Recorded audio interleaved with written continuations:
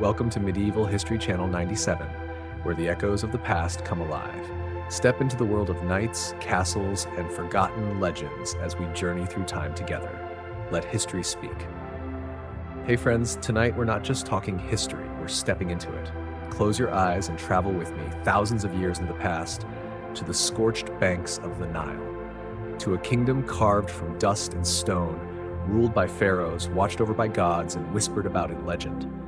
Ancient Egypt, a land of towering pyramids, sacred rituals, and eternal glory. But beneath the gold masks and divine mythology, there's another story. A harder one, a hotter one, a human one. Because today we're asking a simple but brutal question. What would it feel like to survive just one day in ancient Egypt? And trust me, it's not all magic and mystique. The sun alone might be your greatest enemy. So before we dive in, take a second.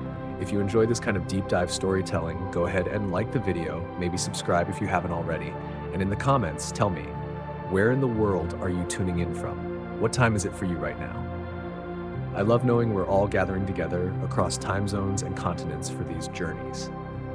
All right, lights low. Maybe turn on a fan. That soft hum might help ground you in the present. Because where we're headed, there's no comfort. Only heat, history, and harsh reality. Welcome to ancient land of gods, land of kings, land of relentless ultraviolet warfare. The day doesn't greet you, it assaults you.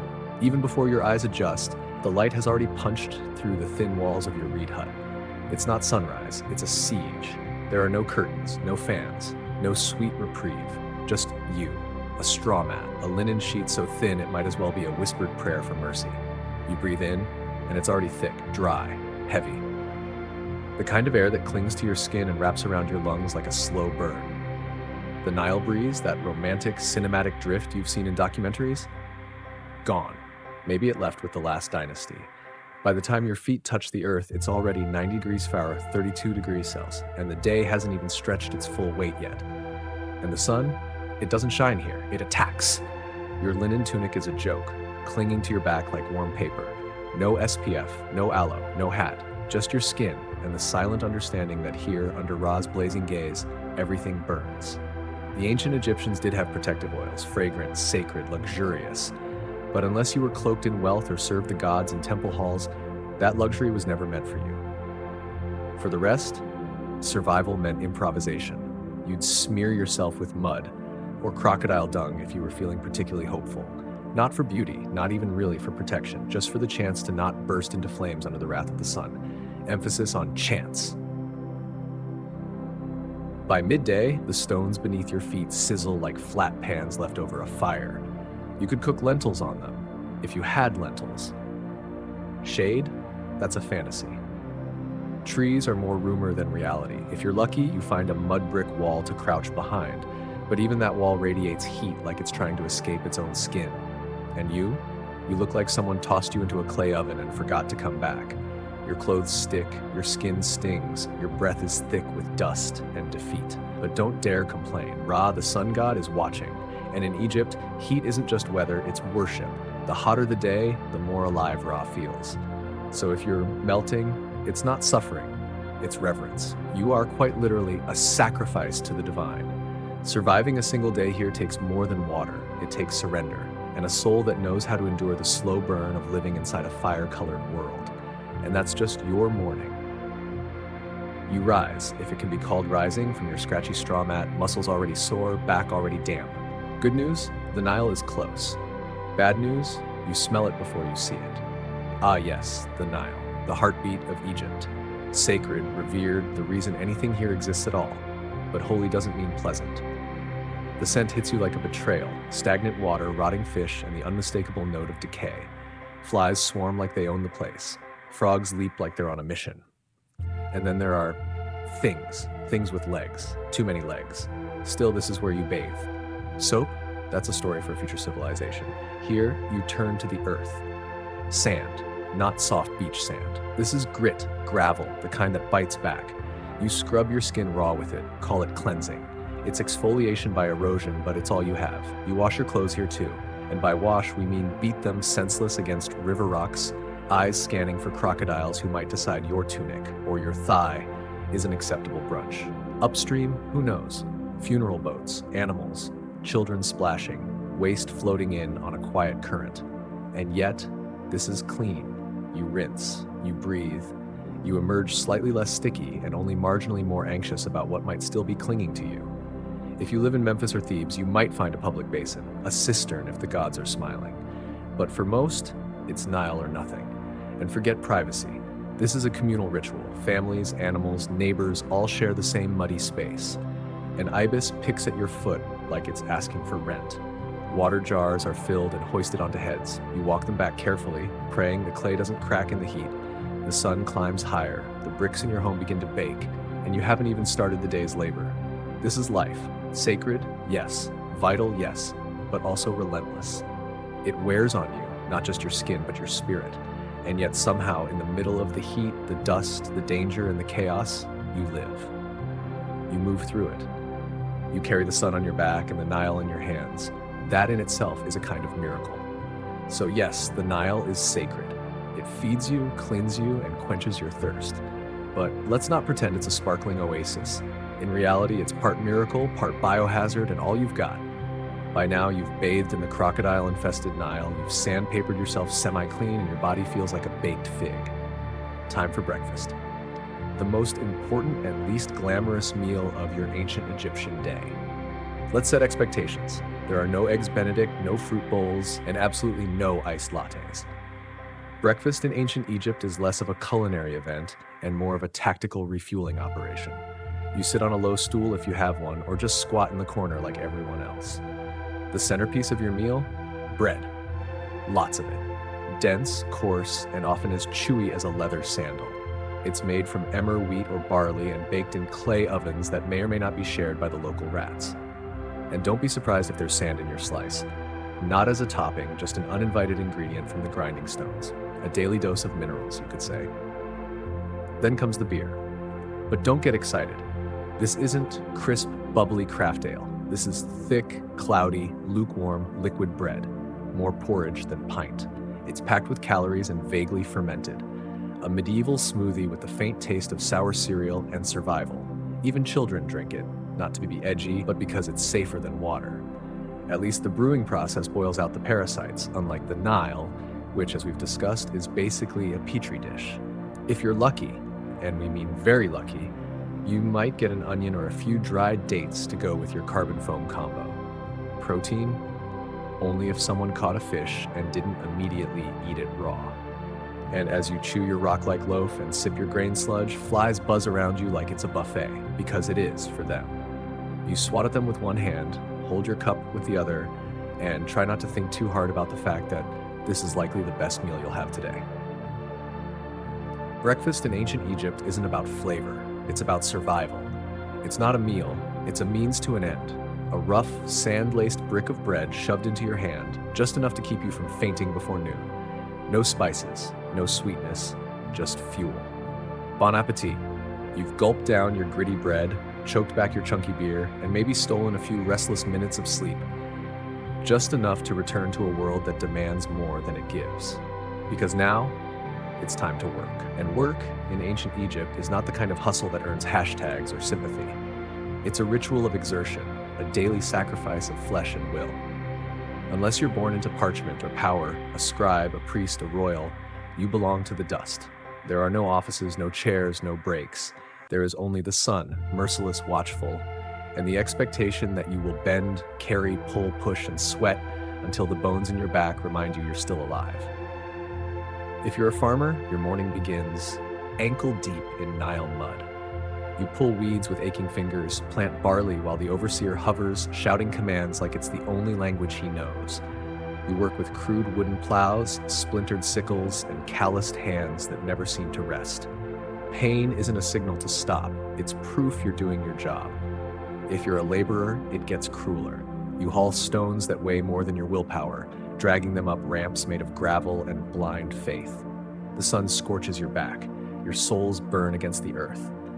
Trip once, and it's a twisted ankle, or worse, a lost job and a forgotten name.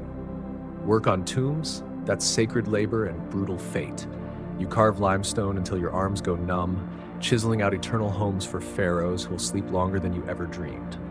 One wrong mark, and your reward may be more than dismissal. It could be a sealed chamber and a story no one dares retell. And if you're a woman, don't fool yourself into thinking you're spared. You grind grain until your shoulders throb. You fetch water from the river like it's a second job, carry children on one hip while weaving linen with the other. You cook while working, you clean while aching. Your only silence is found in the 7 minutes your child naps. No one's waiting with applause, slow down, and someone else takes your share. Miss your quota, and it's your fault. Your day doesn't end with a bell. It ends when the sun, your cruelest supervisor, finally dips behind the horizon. You limp home with dust in your lungs, your body begging for stillness, your spirit craving shade from a softer God. Labor in ancient Egypt isn't work. It's devotion. It's punishment. It's breath and burden bound together. And you give yourself to it day after day because there is no other option until your body breaks or someone in charge decides you're no longer worth the bread it takes to keep you breathing. And maybe, just maybe, after all that, you dare to whisper a complaint. This is too much. Why am I even doing this? But before the words escape your lips, you swallow them. Because even questioning the weight of this life could cost you everything. Because in ancient Egypt, complaining isn't just frowned upon. It's dangerous, treasonous even. Why? Because your boss isn't just a ruler. He's a god. Literally. The pharaoh isn't a man with a title. He's Horus in the flesh, the son of Ra, handpicked by the cosmos to uphold Ma'at, the sacred balance of the universe. He doesn't rule with politics, he rules with divinity. So if the Nile blesses you with a good flood this year, thank the pharaoh.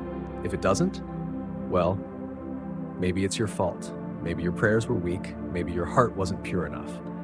To question him isn't just impolite, it's heresy. To speak ill of him? That's not free speech. That's a fast pass to chains, lashes, or an early trip to the afterlife, stripped of your burial treasures and forgotten by time. His face is everywhere, etched in stone, sculpted in gold, stamped onto coins, and even pressed into bread molds. His name echoes in temples, chanted by priests and murmured by the desperate. In murals, his figure is always the largest, not by artistic choice, but by law. And no, you'll never meet him. You won't even get close. If you're lucky, maybe you'll catch a glimpse, his form gliding by on a golden bark during a festival, too distant to touch, too sacred to breathe near. Blink, and he's gone. Back to a palace you'll never enter, surrounded by guards, scribes, priests, and enough wealth to fund 1,000 lifetimes. If the gods smile upon you, or the overseer simply picks your name, you might be assigned to a royal project, a tomb, a temple, a monument carved into the mountain's bones. You work 14 hours a day under the whip and the sun, and still, you're expected to smile, to say it is your honor, to say it is your joy, because the alternative doesn't end well. And rebellion? Don't even whisper the word. Pharaohs don't negotiate, they annihilate. Just ask the last village that resisted tax. Actually, you can't. It doesn't exist anymore. So yes, the pharaoh is divine. And you're fortunate just to sweat in his name. Now, back to work. And if you thought the labor was cruel, wait till you meet your real enemy, the sand. In Egypt, sand isn't just around you, it is you. It's in your lungs, in your clothes, in your hair, in your food. You go to sleep with it scratching your skin. You wake up with it in your mouth. It doesn't knock, it doesn't ask, it simply invades. Like everything else here, it demands your obedience.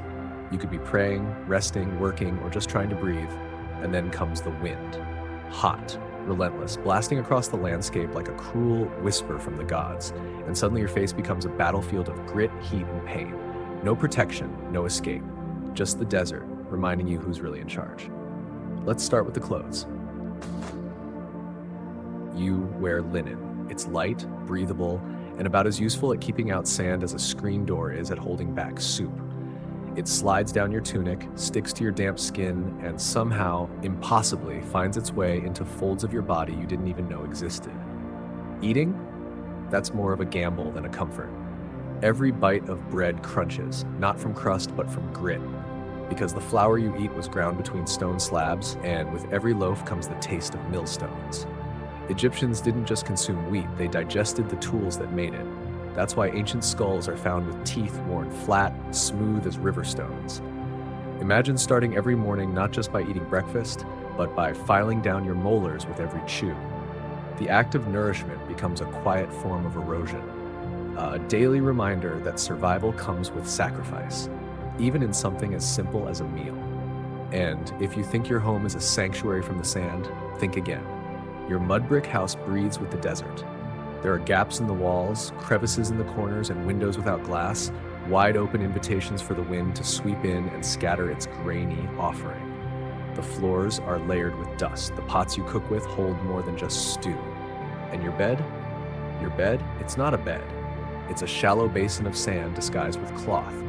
Sleep becomes a negotiation, not a comfort. Shoes, optional if not rare. Most walk barefoot, feeling every scorching stone, every sharp shard, every whisper of grit. Feet toughen until they resemble the very land, cracked, calloused, and relentless. If you're lucky, you might own a pair of reed sandals. They're more decoration than defense, thin, fragile barriers between your soles and a world determined to wear you down. And then, the sandstorms. Egypt's divine tantrums. They arrive without warning, sudden, swirling, and vicious.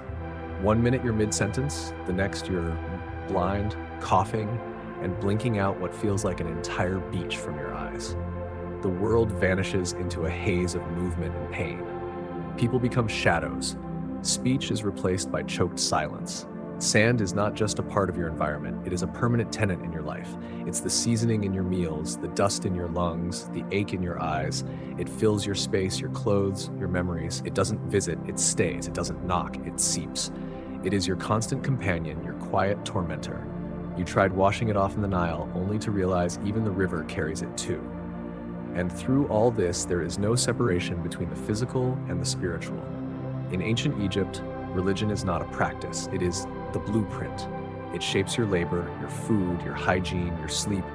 The gods are not distant figures. They are the architects of every detail in your life.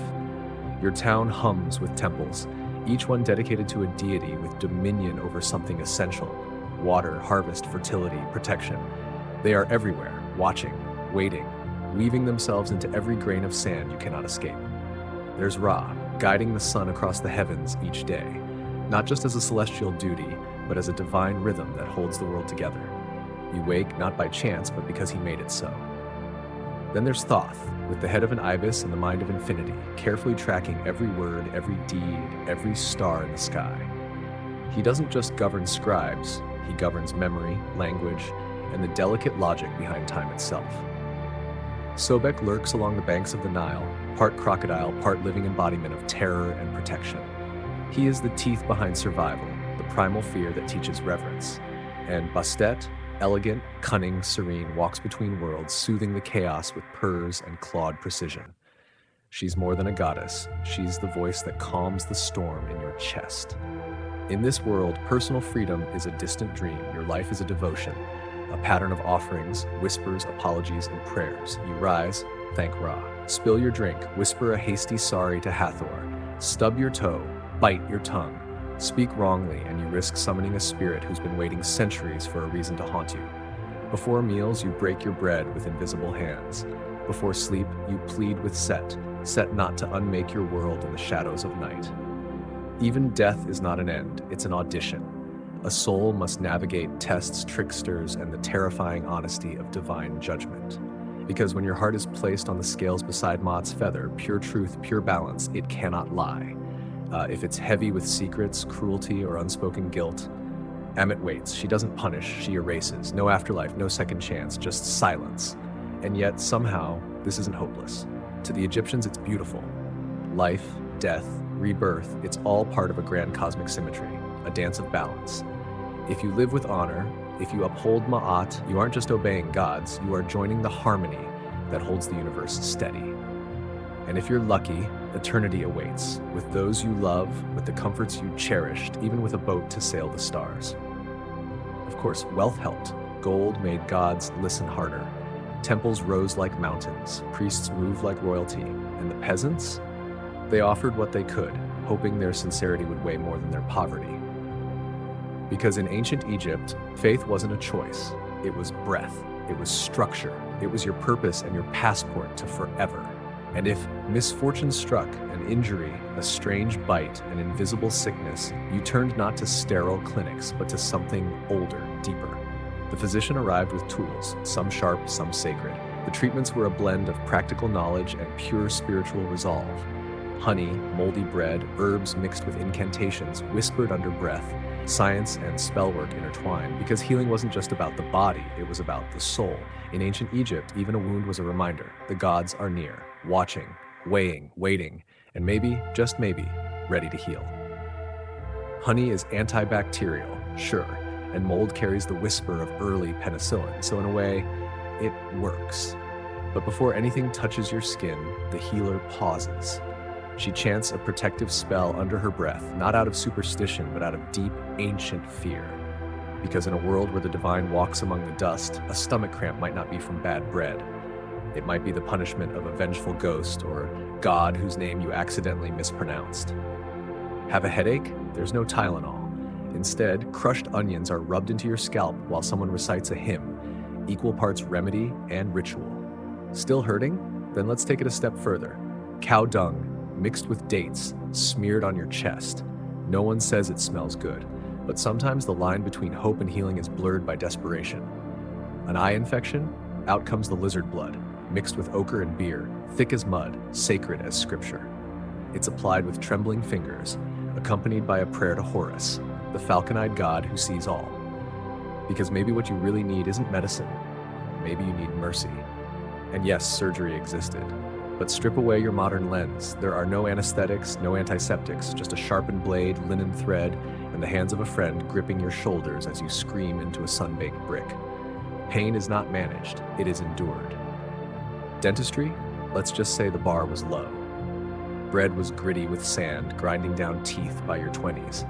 If infection came, you had three choices: suffer, die, or let someone with blacksmith tools and a prayer rip the problem from your jaw.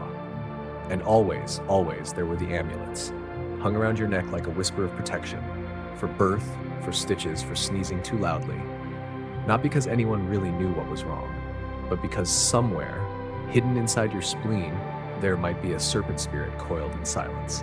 So yes, Egyptian medicine had its triumphs, but more often than not, healing was an act of faith. A bandage was a blessing, and your cure was a combination of herbs, hope, and divine attention. Now here's the twist. Women in ancient Egypt? They had rights, more than most women would see again for thousands of years. They could own property, run businesses, initiate divorce. They could take men to court and win. Sounds empowering, doesn't it? But before you start romanticizing a girl boss getaway to 1500 BCE, let's pause. Because rights on paper don't soften the grindstone of reality. If you're a woman in ancient Egypt, your day starts before the sun. You kneel over a massive slab of stone, grinding grain until your arms ache and your spine feels like sand. Then you fetch water from the Nile, heavy jars balanced on worn shoulders, before lighting the fire, making bread, tending animals, nursing children, soothing fevers, and maybe, just maybe, helping in the fields. You are a living machine in linen, stitched together by exhaustion and endurance. There's no such thing as me time, no bubble baths, no breaks, no maternity leave, only the ancient rhythm of labor, the kind that doesn't end at childbirth. And birth itself, it's raw and risky. There are midwives, yes. There are prayers, incense, charms clutched in sweaty hands, but there's no anesthesia, no sterile tools, no soothing harp music. Only pain, heat, blood, and the fervent hope that your baby breathes. Fashion? Linen dresses, light and lovely, until you realize there's no underwear, no shoes, and the sun is merciless. Sand works its way into your clothes, your skin, your bones. The bugs, they feast like kings. And makeup, yes, there was beauty, but it came at a price. Lead-based coal smeared around your eyes with sticks that feel more like sharpened bones than beauty tools. Vanity, too, demanded its sacrifices. So yes, Egyptian women had rights, but they also had burdens that can't be measured in laws. And beneath every legal privilege was a life that demanded more than strength. It demanded soul-deep resilience. Now, if you're lucky enough to be born into a wealthy family, life opens up in ways others can only dream of.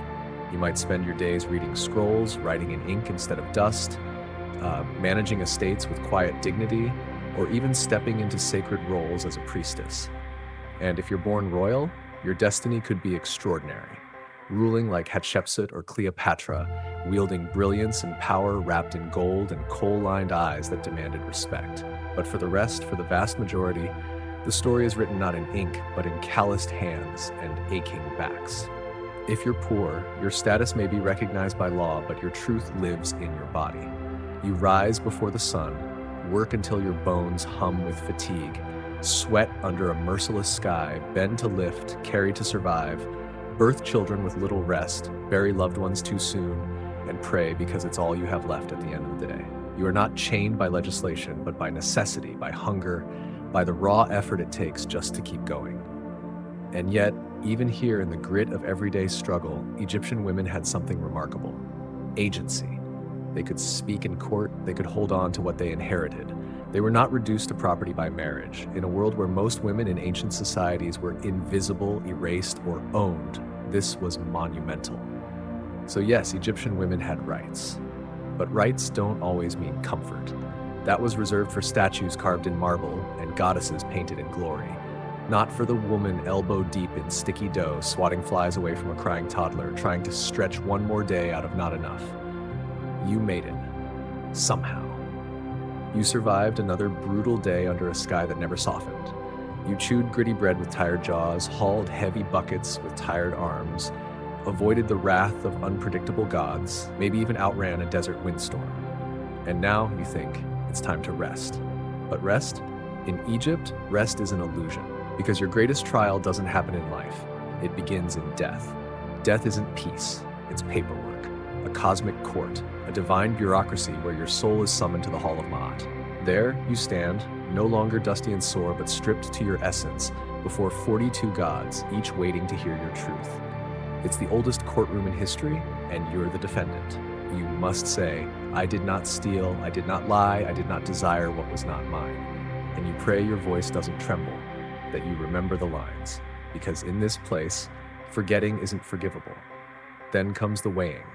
Your heart, believed to hold not just emotion, but your soul's full record, is placed on a scale opposite the feather of Ma'at, the symbol of justice, truth, balance. If your heart is heavy with guilt, with regret, with all the little moments you hope no one saw, then she comes, Amit, part lion, part crocodile, part hippo, all terror. She won't give you a second chance, she won't imprison you. She devours your soul whole, and you vanish not to hell, not to another realm, but into non-existence, obliterated. And in a culture built on eternity, on tombs, on names carved into stone and stars, that is the worst fate imaginable. And it doesn't end there. You can lose everything not only by what you've done, but by what you say. One mistake, one forgotten confession, one misstep in your final words, and you're gone. Forever. It's like an open book test, except if you fail, you don't just lose points, you get swallowed whole by a mythological beast with the head of a crocodile, the body of a lion, and the back end of a hippo. But if you pass, congratulations. Congratulations. You earn eternity. Not just anywhere, but in the field of reeds, a serene, perfected version of Egypt, where your soul drifts on gentle waters, harvests eternal crops, reunites with loved ones, and finally breathes without fear. No taxes. No sand fleas, just peace. But make no mistake, the stakes are crushing. That's why Egyptians spent lifetimes preparing for death.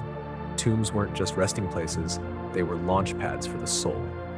Rites were sacred choreography, and scrolls like the Book of the Dead, they weren't bedtime stories. They were survival guides for the next world, full of spells, sacred names, and warnings like, never mock a crocodile god, because one wrong word, one forgotten offering, and your soul is devoured, erased. So yes, the afterlife could be beautiful, but only if you lived with relentless care. Sleep tight. And if there's one small mercy in this scorching sacred land, it's linen. Blessed, breathable linen. Every man, every woman, every child wrapped themselves in this gift of the flax plant. Light against the skin, merciful against the sun, it was the closest thing to relief in a place where the air itself felt like fire. That's the good news. The rest? Not so comforting, because whether you were a builder under the whip, a vendor on the street, or a priest chanting in incense-soaked temples, your outfit didn't change. Men wore short white kilts or loincloths. Women, long linen dresses, simple, sleeveless, often held by straps, sometimes not. If you were noble, you might wear beads or pleats. If not, your garment was plain, sun-bleached, or dust gray, depending on how recently it had been washed. And laundry? It meant bending over the Nile, scrubbing under the open sun, whispering silent prayers that a hippo wouldn't rise from the depths. Shoes were a luxury. Most people walked barefoot. Sandals were for ceremonies, for priests, for those who could afford to keep their feet from the bite of sharp stones or the burn of sun-heated earth. Accessories? Of course, but they weren't just for show. Amulets hung to ward off evil. Necklaces marked your place in society. And eyeliner.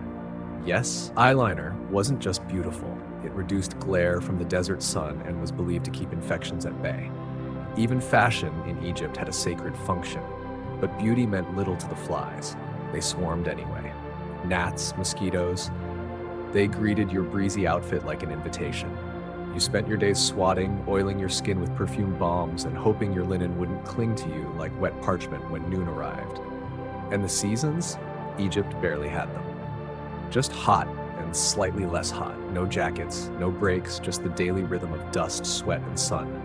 Yet somehow, through all this, through heat and hardship, rituals and reverence, they created a civilization that still captures our awe. Not because they were comfortable, but because they were devoted. Not because life was easy, but because they believed eternity was worth enduring for. So your linen ensemble is basically your year-round uniform, whether it's scorching 110 degrees or a surprisingly chilly 70 degrees at night. Yes, Egyptian clothing was light and elegant, far more breathable and comfortable than the heavy garments Romans would don centuries later. But don't be fooled by those airy tunics and flowing robes. No matter how floaty your outfit feels, your life is weighed down, crushed even, by relentless labor, burning heat, shifting sands, and bugs that invade every inch of your personal space without mercy. You've made it through another merciless Egyptian day, hauling bricks beneath a merciless sun, dodging sudden sandstorms that sting your eyes, and praying your fragile linen won't tear apart halfway through your work. Yet in ancient Egypt, survival was always fleeting. No matter how strong or resilient you are, the odds say you probably won't live past 35. Let's be real. If you make it beyond childhood, an achievement in itself given the sky-high infant mortality, you're forced to grow up fast, thrust into adulthood by the age of 13. Marriage, work, and parenthood all begin early because, honestly, time is never on your side. Death lurks in many forms. Heat stroke, infected wounds, childbirth complications, crocodile attacks, venomous scorpion stings, or even tainted bread. Antibiotics? Forget about it. If you catch a fever, the best hope is honey, herbs, and a prayer that the gods don't claim your soul just yet. But here's the paradox. The Egyptians didn't fear death. They planned for it meticulously. In fact, they prepared better for the afterlife than most people plan for retirement today. If you were wealthy, you'd commission a tomb, the ancient equivalent of a 5-star eternity suite. You'd start stockpiling grave goods, glittering jewelry, food offerings, fragrant perfumes, statues, and even tiny servant figurines called shabaptas to do your chores in the afterlife. Think of them as spiritual interns, working diligently while you rest forever. Your body would be embalmed, carefully wrapped in linen, stuffed with natron, a natural salt that preserves, and placed in a brightly painted sarcophagus. You'd be buried with a copy of the Book of the Dead, less a warning and more a mystical travel guide. It included passwords to the afterlife, spells to confuse demons, and instructions on how not to be devoured by soul-eating monsters. If you were poor, however, your tomb would be a simple, shallow pit in the sand. Your body wrapped in whatever cloth your family could spare, perhaps with a pot or two for company, then covered with earth. No murals, no golden mask, just you, and the endless desert wind. The poorest Egyptians clung fiercely to a dream, the dream of the afterlife. A peaceful, fertile paradise known as the Field of Reeds, where the sweat of labor was replaced by endless ease, where hunger was a forgotten memory, and where the Nile's gentle currents carried you forever under a soft, eternal sunlight. Yes, chances were high you'd die young in ancient Egypt. But if you lived well, prayed right, and carefully avoided offending too many jackal-headed gods, you might just earn the chance to spend eternity in style. You made it, or at least, you made it to the tomb, embalmed, wrapped in linens, blessed by priests, and laid to rest. Time to rest in peace? Not quite, because in ancient Egypt, even death was no guarantee of safety. The dead could be robbed. Here's the brutal truth. Tombs were treasure troves, gold amulets glinting in the dark, jewelry that caught the faintest glimmer, Perfumed oils meant to preserve, statues carved with devotion, chests bursting with linens. Pharaohs had boatloads of riches piled high, all meant to accompany you into the afterlife. But treasure in a tomb was an open invitation for anyone wielding a chisel and harboring ill will. Tomb robbery wasn't an occasional crime, it was an epidemic, so rampant it became a constant plague on the dead. Pharaohs fought back with cunning, hiding tombs deep within cliffs, sealing them with secret trapdoors, inscribing terrifying curses on walls. Words like, "May a crocodile devour your soul," or "May your limbs be twisted forever by a serpent made of fire." Yet the curses, they didn't hold. Grave robbers came, sneaking in under cover of night, armed with inside knowledge. Sometimes locals, sometimes the very workers who built the tombs, even priests and guards were known to join the heist. Punishment, if caught, harsh beyond belief: public beatings, mutilation, exile, even death. But the risk was often worth it. Gold and rare incense held immense value. After all, the dead can't defend themselves. And it wasn't just the rich who suffered. Commoners' graves were not safe either. Even the poor were buried with humble offerings: a small pot of beer, a loaf of bread, but that was still enough to tempt thieves. Food was scarce, tools were precious, linen was currency. The cruel irony? Sometimes tomb robbing wasn't greed, it was desperation. During famines, political chaos, and invasions, a starving worker might break into a tomb not for gold, but for bread.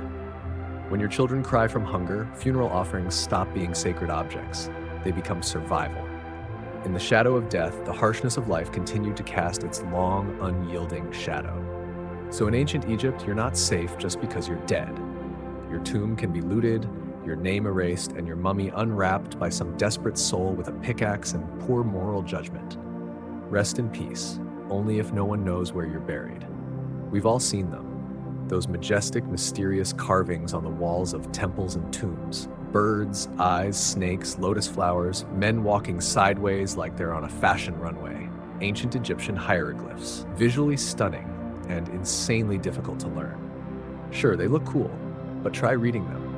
Hieroglyphs weren't just decorative art. They were a full-blown writing system with over 700 characters, and growing. Some symbols represent entire words. Others are sounds, and many are determinatives, which help clarify meaning. Because, writing the word star with an actual star symbol might be too straightforward, and don't expect spaces or punctuation.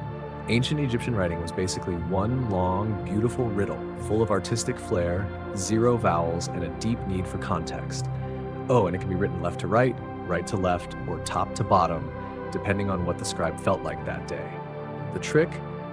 Look at which way the birds or people are facing. That's your reading direction. If they're facing right, read right. Facing left, read left. And if they're upside down, good luck. Learning to write hieroglyphs wasn't for commoners. Literacy was rare. Maybe only 1% of the population could actually read and write.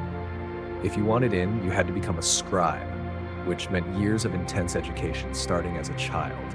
You'd memorize hundreds of symbols, copy endless scrolls, and practice so much that your hand probably curled into a claw by age 15. But the payoff? Huge. Scribes were respected, well-fed, and never made to haul bricks under the sun. Instead, they wrote tax records, court documents, letters, and religious texts. They were essential to society and protected from most manual labor. In a world where writing was power, scribes ruled quietly from the shadows. For the rest of the population, though, writing was something magical. Literally, hieroglyphs were believed to have sacred power. Writing someone's name preserved their soul. Erasing it? Total spiritual annihilation. So yeah, spelling really mattered. While hieroglyphs may look like ancient emoji, they're more like a linguistic Rubik's Cube, wrapped in myth, math, and mystery. Beautiful? Yes. Easy to learn? Absolutely not. After 14 chapters of heat, hunger, sand, superstition, and backbreaking labor, it's time to ask the big question. Would you survive a single day in ancient Egypt? Let's be honest. Probably not.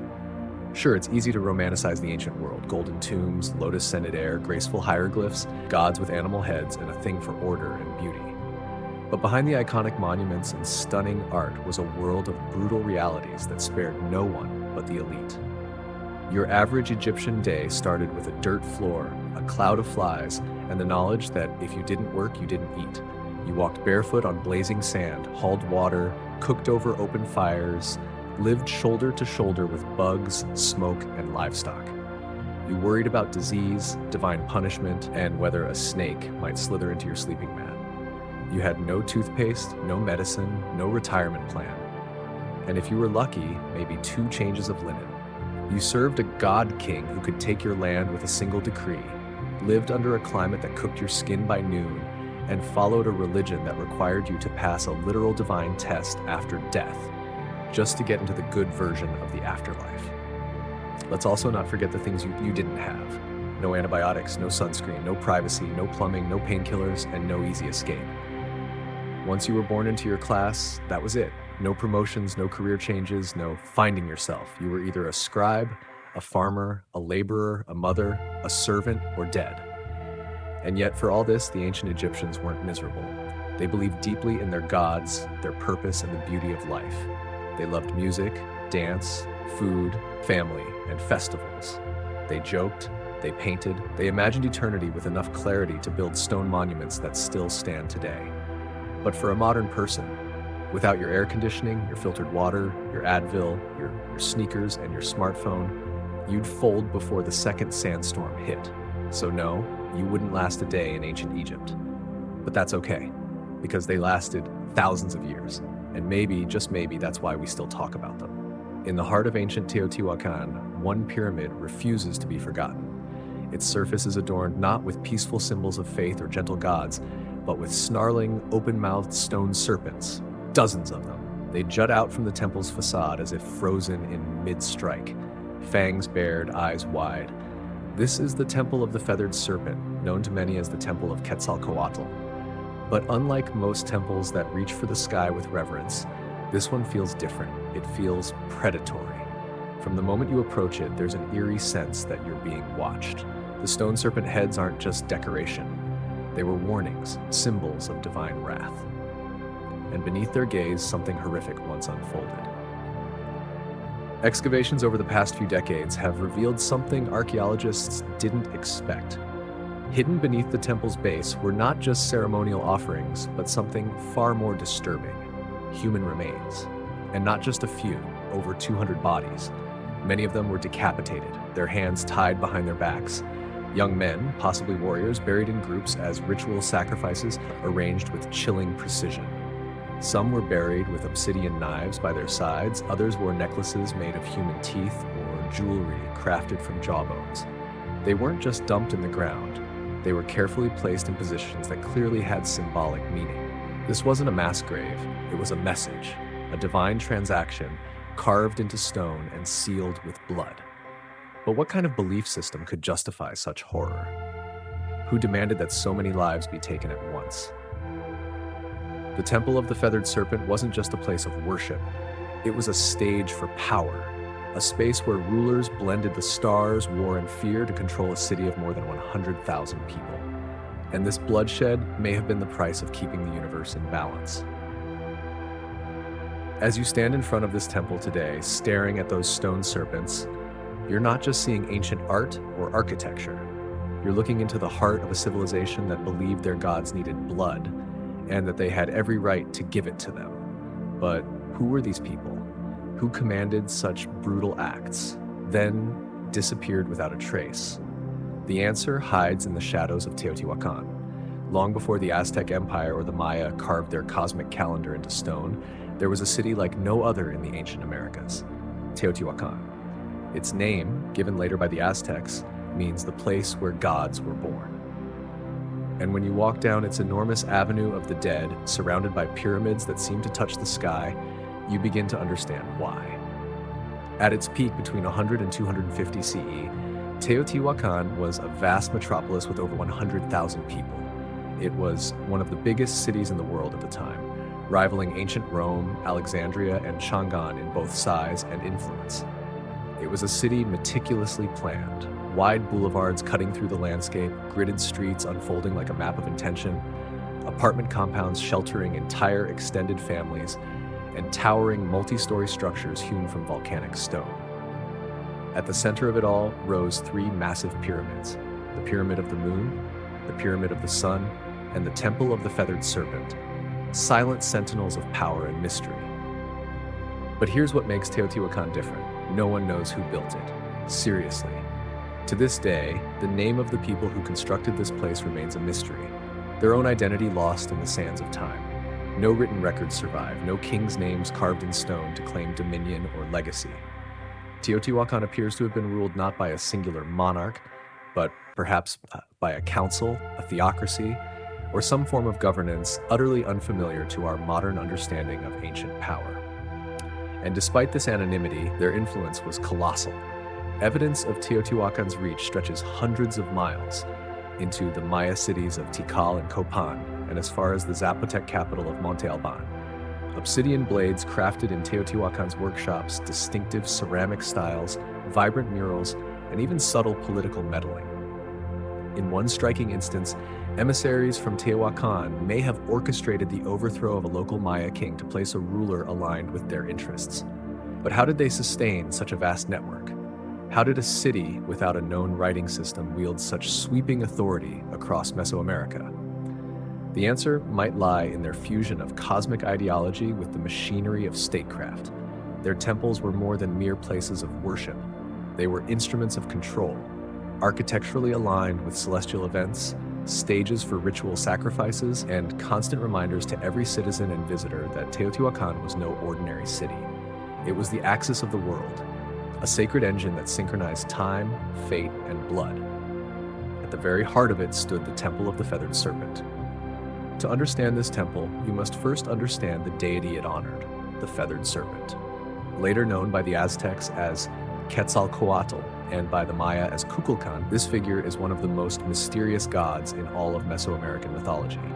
Yet long before the Aztecs rose, the Feathered Serpent was already a central, perhaps supreme divine force in Teotihuacan. But here lies the paradox. What kind of god is both serpent and bird? Consider this. Serpents slither through the shadows of the underworld. They shed their skin, embodying rebirth, duality, and death. Birds soar high in the sky, touching the sun's warmth, embodying freedom, divinity, and the life-giving breath of the wind. They are the messengers of the heavens, untethered and eternal. To merge the grounded earth with the soaring sky, to blend death with life, chaos with order, was to forge a cosmic force both awe-inspiring and terrifying. The Feathered Serpent was not merely a god. He was a bridge between realms, a living paradox made flesh. On the temple's facade, deep carvings revealed dozens of his likenesses. Goggle eyes wide with otherworldly knowledge, teeth bared in fierce power, headdresses adorned with plumes that whisper of flight and flame. Some historians argue these images depict the god himself, a deity watching over all. Others believe they represent warriors or priests donning divine regalia to assert their sacred authority. Regardless, they blanket the temple in an omnipresent presence, as if the very stones breathe with his spirit. But Quetzalcoatl was not just a god of the sky. He was intimately bound to sacrifice. Blood, flowing and warm, was the vital force that kept the universe turning. Though later tales softened his image into that of a gentle civilizer, in Teotihuacan's time, he demanded more than maize or incense. He demanded life itself. Legends say he descended into the underworld, retrieving bones of the dead to craft humanity anew. But creation came at a cost, a sacred exchange between gods and mortals. The gods offered themselves for mankind's sake, and in return, humans were called to pay with their own sacrifices. The Temple of the Feathered Serpent was no mere monument. It was a cosmic machine, a conduit linking sky, earth, and underworld through ritual. Every stone, every serpent's head, every buried soul fed this eternal mechanism. Teotihuacan did not just worship Quetzalcoatl, they lived his paradox, the entwined power of life and death, order and chaos, blood and spirit. Beneath this powerful facade, darker truths lay hidden. For centuries, the temple stood silent, a weathered sentinel half swallowed by time. Whispers of legend drifted through local stories, scholars speculated endlessly, yet no one was prepared for what lay beneath. When archaeologists finally breached the temple's layered stones in the late 20th century, they uncovered a chilling secret. Long sealed chambers and pits held human remains, meticulously arranged, cold, and deliberate. These were no casualties of war or sickness. They were ritual sacrifices, purposeful and unyielding. Over 200 victims, mostly young men between the fragile ages of 15 and 25, lay beneath the temple, their lives given to sustain the cosmos. In these silent chambers, the paradox of creation and destruction, of divine power and human vulnerability, is etched forever into the earth. Some wore necklaces made of human jawbones, others had their hands tied behind their backs, a few were decapitated. Obsidian knives, sharp and black as night, were scattered nearby, the unmistakable tools of ritual slaughter. And this is where it gets darker.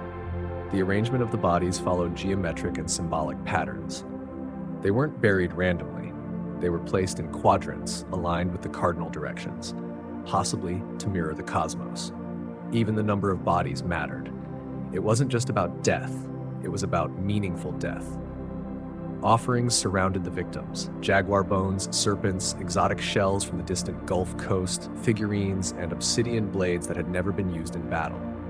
This wasn't punishment, it was a gift. These young men, most likely warriors, had been selected not to die in disgrace, but to die as part of something transcendent. To the Teotihuacanos, the very act of building a temple may have required human sacrifice. It was as if every stone had to be consecrated with blood, every layer raised only after an offering had been made. The deeper you dig, the more sacrifice you find. In one chamber, archaeologists discovered elaborate tunnels filled with mercury and mica, materials associated with the underworld. The floor glimmered like water. Was this a symbolic passage to the land of the dead? A mirror of the night sky? The more they excavated, the more it felt like the temple was not built on top of death, but constructed to encase it. The blood didn't stain the stone by accident. The stone was meant to hold blood, and all of it was for the gods. Look closer at the temple of the feathered serpent, and you'll notice something strange, something unnerving. It doesn't just sit on the landscape, it aligns with the universe. Teotihuacan wasn't built randomly. The entire city was laid out along precise cosmic axes. Its central avenue of the dead runs at a 15 degrees angle off true north. Not a mistake, a deliberate shift, possibly to align with the setting of the Pleiades star cluster or the sun on specific ritual dates. The Temple of the Feathered Serpent sits directly along this avenue, locking it into a grand celestial blueprint. But why? What were they trying to align with? Archaeologists and archaeoastronomers have debated this for decades. Some suggest the temple lines up perfectly with the equinox sunrise, a cosmic signal marking balance and renewal. Others argue it's tied to Venus, the brilliant, haunting planet most sacred to Mesoamerican civilizations, a celestial symbol steeped in war, sacrifice, and rebirth. When Venus rose or set, the world itself seemed to pause. Wars were declared with grim resolve. Offerings were made in trembling hands, and the temple awakened, its fires igniting ancient rituals that echoed through the night. Even the temple's very dimensions speak of intention and reverence. The number 7, mirroring the visible planetary bodies, repeats in its step platforms like a secret code. Symmetry and rhythm intertwine here, revealing a mind that grasped both earthly mathematics and the endless cosmic dance. Beneath the stone surface, hidden mysteries lie deeper still. In 2003, archaeologists uncovered a tunnel carved deliberately beneath the temple's base. This was no crude hole, but a carefully constructed subterranean realm. Its walls once gleamed with powdered pyrite, a shimmering mineral catching light like captured starlight. Pools of mercury shimmered quietly. Microlined walls suggested the cosmos itself was being replicated. To walk through this tunnel was to journey through the Milky Way, symbolically descending to the underworld, or perhaps ascending toward rebirth. Was this temple more than a sacred place? Was it a cosmic machine? A portal where earth, sky, and spirit intertwined in a dance as old as time? Some scholars believe Teotihuacan embraced time not as a straight line, but as a circle.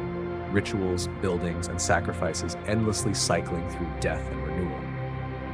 The temple's celestial alignments may have helped predict the movements of stars, guided the timing of harvests, and most importantly, dictated the moment when blood must be offered to keep the cycle alive. The Temple of the Feathered Serpent wasn't merely gazing at the stars. It was reaching out, trying to speak to them, to command their favor. Yet it was also a political weapon, an awe-inspiring fortress of power and fear. Its design was meant to overwhelm, to intimidate.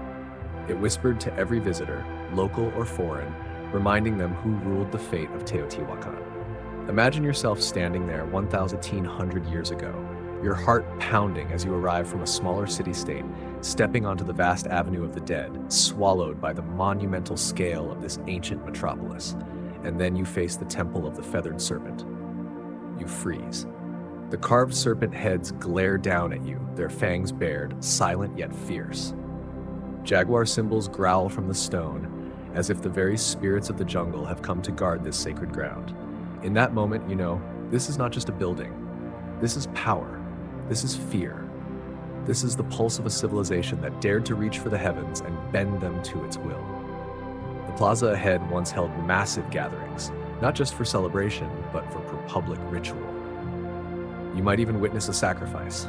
The ruling elite of Teotihuacan understood something crucial. Fear is power, and nothing stirs fear like divine wrath. By orchestrating ritual executions in broad daylight, surrounded by cosmic symbols and death imagery, they sent a clear message. The gods are with us, and we are not afraid to feed them. But this wasn't chaos, this was theater. Priests in feathered headdresses and obsidian masks would chant, dance, and spill blood, turning cosmic myth into political performance. It wasn't just about pleasing the gods, it was about reminding everyone watching that the city's rulers had direct access to the divine. They alone could open the heavens or summon rain, protect the people, or destroy their enemies. Even the architecture helped reinforce this propaganda. From the temple's upper tiers, leaders could look down upon the plaza. They controlled not just the narrative, but the very physical space in which it unfolded. The people looked up, at the gods, at the rulers, at the sacrifices, and knew their place. And for outsiders, Teotihuacan didn't need to conquer with swords. It conquered with symbols.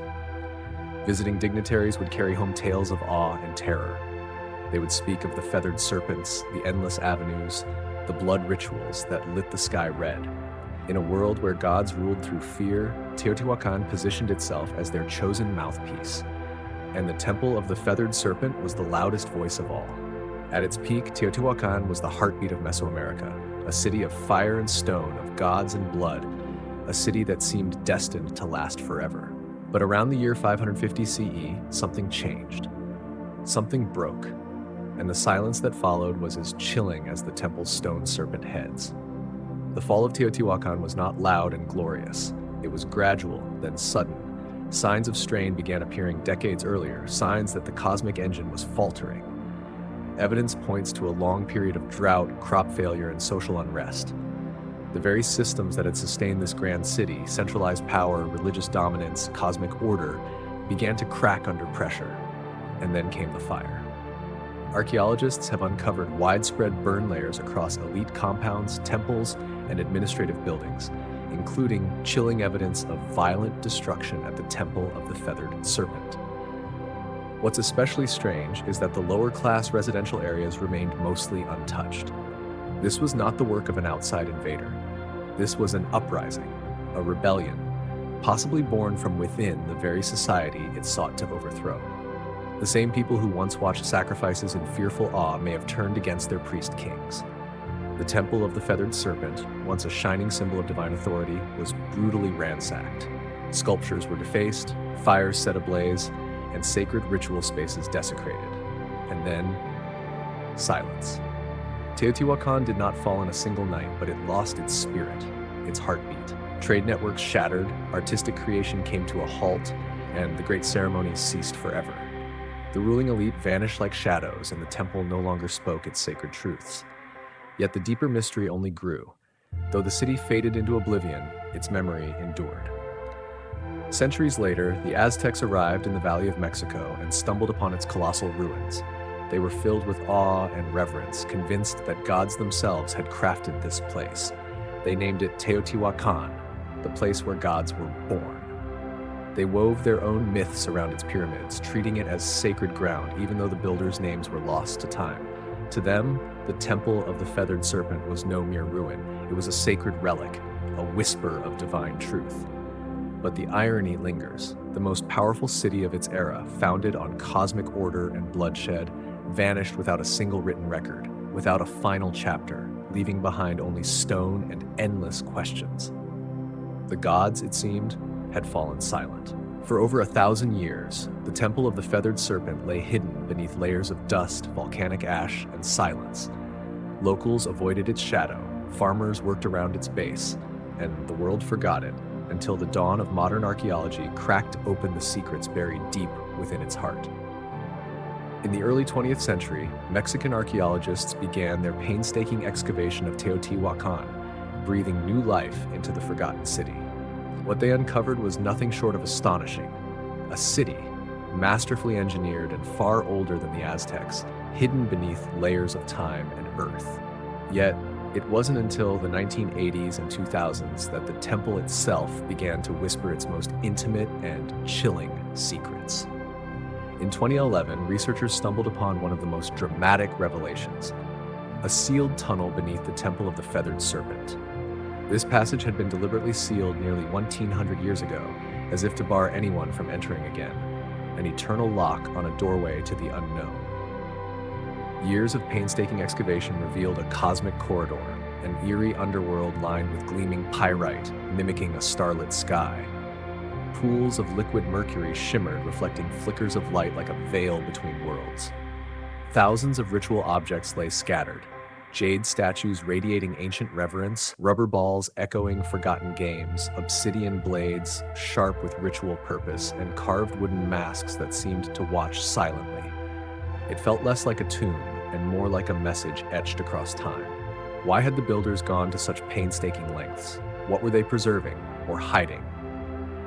Some scholars suggest this tunnel was the stage for initiation rituals, thresholds crossed by those who sought to walk between worlds. Others see it as a symbolic mythological womb, the birthplace of gods, the forge of kings, the sacred space where divine order was brokered between humans and cosmos. Mercury, once dismissed as mere poison, might have symbolized water or the fluid veil separating realms.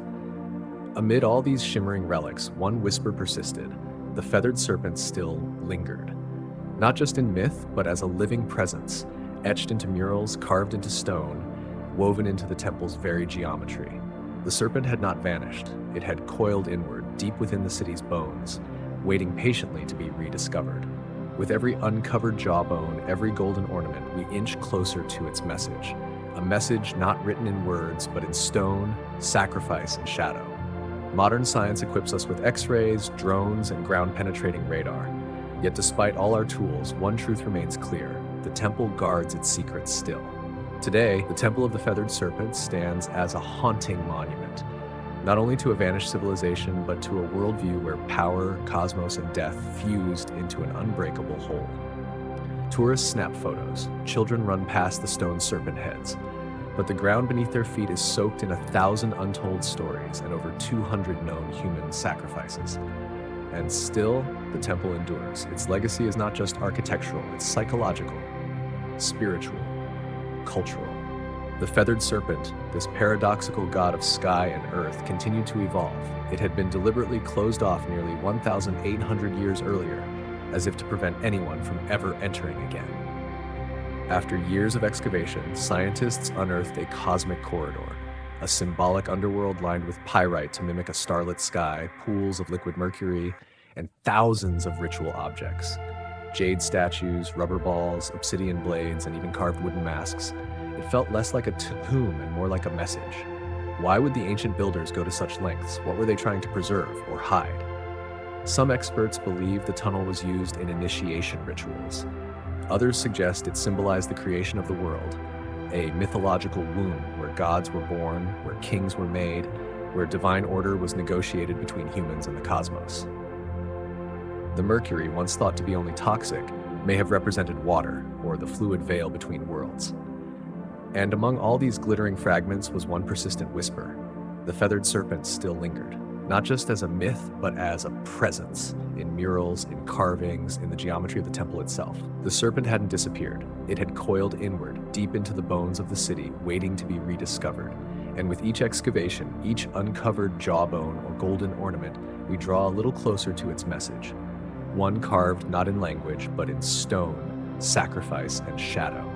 Modern science has given us X-rays, drones, and ground-penetrating radar, but even with all our tools, one truth remains: the temple still keeps secrets. Today, the Temple of the Feathered Serpent stands as a haunting monument, not just to a civilization long gone, but to a way of thinking that merged power, cosmos, and death into one unbreakable system. Tourists snap photos, children run past the stone serpent heads, but the ground beneath their feet is soaked in 1,000 untold stories and over 200 known human sacrifices. And still, the temple endures. Its legacy is not just architectural, it's psychological, spiritual, cultural. The feathered serpent, this paradoxical god of sky and earth, continued to evolve. Anthropologists have uncovered evidence of primitive percussion instruments dating back over 30,000 years. These were likely made from natural materials, tree trunks, hollowed out gourds, stretched animal hides, nothing fancy, nothing preserved. But these rudimentary drums were not toys or idle distractions. They served real purposes: to warn, to summon, to connect. Imagine a tribe scattered across a dense forest. One beat from a distant drum, and others knew. Danger is coming, a celebration has begun, or the gods are listening. The earliest drums weren't just tools. They were extensions of the human body, a heartbeat externalized, a pulse that could be felt across a valley. Drumming wasn't something you watched or listened to, it was something you participated in, together. Around fires, under stars, in caves where echoes made the air itself vibrate, these ancient rhythms became a language of emotion, joy, grief, warning, hope. All expressed not in syllables or symbols, but in patterned sound. Before the first flutes were carved, before string instruments were even dreamed of, the drum was already alive, anchoring us in time, giving shape to ritual, and uniting individuals into tribes. In that way, the drum became humanity's first instrument, and perhaps its first form of collective identity. No matter where on earth people lived, they created something to strike, something to beat, something to mark the moment. Because even when we had no words, we had rhythm, and that rhythm was everything. In the cradle of early human civilization, drums were not just instruments, they were sacred voices. Every tribe, every culture, every corner of the earth developed its own rhythm. But the purpose was nearly universal: to commune with the unseen. In Africa, where some of the world's earliest drums emerged, rhythm was deeply intertwined with life, death, and ancestry. The djembe, carved from a single tree and wrapped in goat skin, was believed to contain three spirits: that of the tree it was carved from, the animal whose skin gave it voice, and the craftsman who brought it to life. Played in circles, the djembe didn't just accompany rituals, it was the ritual. Then there were the talking drums, capable of mimicking human speech through pitch and tone. In West Africa, these drums carried messages across miles, relaying news, warnings, births, and deaths from one village to the next. Long before the telephone, humans were already drumming their messages through the landscape. Across the oceans, Native American tribes treated the drum as a living entity. It was the heartbeat of Mother Earth, played in ceremonies to honor ancestors, summon healing, or guide the souls of the dead. The large powwow drum, played by a circle of drummers, was both a musical and spiritual engine, a communal pulse that connected humans with nature and spirit. In Australia, Aboriginal people used clapsticks and stomping rhythms during the sacred dream time, a mythic era of creation.